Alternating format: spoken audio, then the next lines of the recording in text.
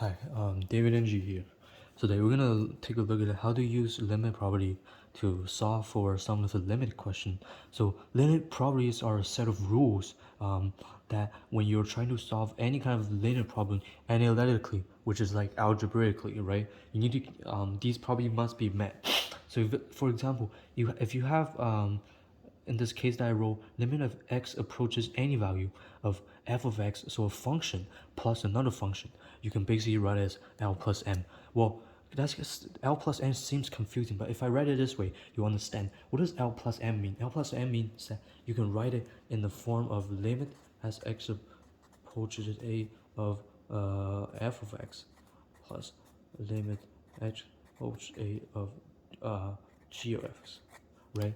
So what this probably says that when you have a big bracket and there's a function in it plus another function, and you take the limit of the whole thing, it will gives you, you can write it as limit of x approaches a of the first one plus limit of the second one. So it allows you to separate them into two halves, which we can use as a one here, right? So as you can see here, y equals to 2x plus 3 plus sine x over x, and they each are its own individual function, right? So when you have, according to the property, when you have two separate functions adding each other together, and you want to take limit of all of that, and according to the question given, we want to take the limit at x equal to 0, right? So we can substitute 0 as a, so we want to know, we want to take the limit as x approaches 0 of this whole thing, and we can separate it into these two forms first, which we can write as limit as x approaches 0 of 2x plus 3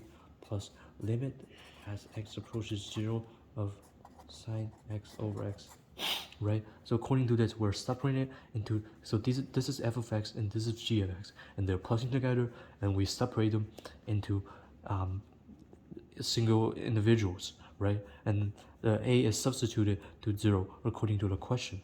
Then now we can solve this. So basically 2x plus 3, can you cancel that or can you factor that? No, you cannot, right? So what you're gonna do is that you're gonna substitute 0 into that and see what you get. So if we substitute 0 in this equation, we can get 2 times 0 plus 3. What is that gonna give us? 2 times 0 is what? It's 0. 0 plus 3 is 3, right? So that's first half of this whole thing. And then let's look at the second half. Sine x over x. In my first video, we discussed that this is equal to 1 because you don't have the mathematical tool to solve it right now with analytically, but you can look at this function graphically, that we have a function like this. And at the point x equal to 0, as both approach each other, that function value y value approaches 1. So this will just be equal to 1. If you want a more clearer version of this, y sine x over x is 1.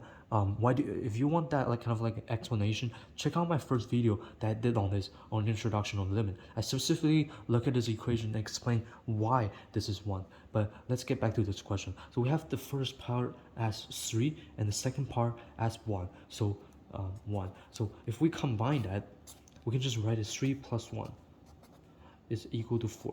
So therefore we can conclude the limit of x approaches 0 of 2x plus 3 plus sine x over x is equal to 4.